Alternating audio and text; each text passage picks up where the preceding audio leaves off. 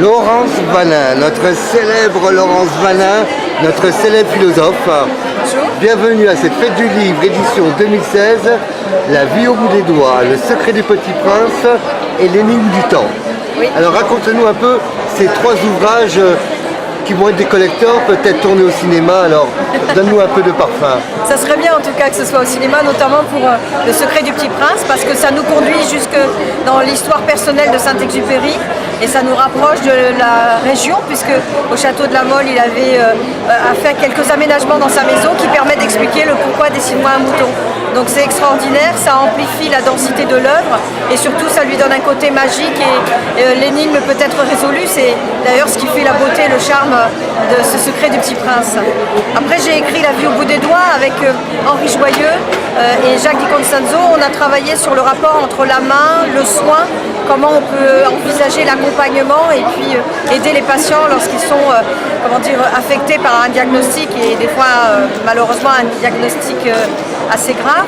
Et puis on a voulu quand même donner la joie de vivre en repensant comment les philosophies peuvent aider à mieux appréhender la maladie, peut-être aussi la vieillesse, et comment finalement on peut trouver des satisfactions à de saines lectures, j'ai envie de dire. Et enfin, justement, j'ai travaillé sur l'énigme du temps, de l'Antiquité à nos jours, comment envisager la mesure du temps. On est passé de l'à peu près à la précision la plus absolue. Et en même temps, le temps pour nous, c'est quelque chose qui est fuyant. Qu'est-ce qu'on peut faire de ce temps si on ne veut pas le retenir? Comment le transformer?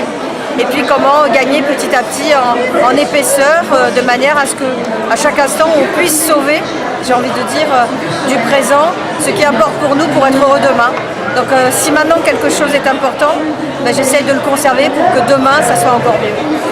C'est l'occasion de rencontrer tes lecteurs, tes lectrices. Quel est le message que tu leur apportes? Depuis quelques années maintenant, ça fait 6 ans que j'écris, je viens de publier mon 19e livre et je suis heureuse de voir qu'ils sont toujours là au rendez-vous, qu'ils me suivent et je suis très très touchée de voir qu'il y a une fidélité absolue. Donc je les remercie de me lire et de continuer à me lire. Et puis pour mes nouveaux lecteurs, l'aventure commence, j'ai envie de dire, pour eux comme pour moi. Et puis j'espère que de salon en salon, on se retrouvera chaque année. Autrement, on va faire un petit aparté, le café philo à Charlemagne. Alors la pause philo à Charlemagne, ça continue. On se retrouve régulièrement tous les mois avec en interview un autre auteur avec qui on discute de sujets différents. Le prochain d'ailleurs, c'est pour l'anniversaire de la librairie Charlemagne à hier, les 20 ans de la librairie Charlemagne.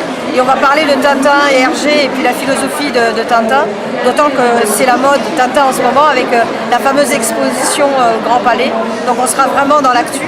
Et puis mes cafés philo aussi, et puis mon site toujours. Et sur les ondes FM alors? Toujours les ondes FM, et puis on peut me retrouver sur YouTube avec ma chaîne où je mets en ligne mes conférences. Et puis mon site tout simplement, www.laurencevanin.fr. Il y a des blogs, il y a de quoi me voir aussi en conférence, en émission télé, puis des résumés de mes livres. Enfin, tout est très vivant en fait. Donc tu es maintenant devenue une grande voyageuse un peu. Oui. Alors quels sont tes projets à l'étranger? La Belgique, parce que là-bas j'ai toujours des lecteurs et des familiers, puisque je donne régulièrement des conférences là-bas. Et puis mes livres sont en train de s'exporter. Et puis Le secret du petit prince vient d'être traduit en portugais et passe les frontières, puisqu'il va être traduit au Brésil.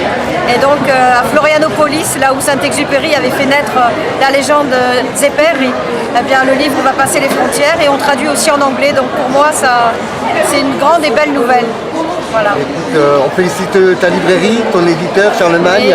Charlemagne, mon éditeur, les éditions Vadia, Dédé Bel-Rocher, les éditions Ellipse. Enfin moi, on peut dire que je suis un auteur comblé, on va dire. Voilà, je suis ravie d'être à la fête du livre de Toulon. Écoute, on te souhaite tout le bonheur du monde. Merci. Et on rappelle les trois ouvrages. La vie au bout du doigt, on va montrer aux téléspectateurs d'abord. Voilà. Puis Le secret du petit prince. Et L'énigme du temps. Laurence Vanin te souhaite une magnifique fête du livre à Toulon. Merci beaucoup, à bientôt. À bientôt.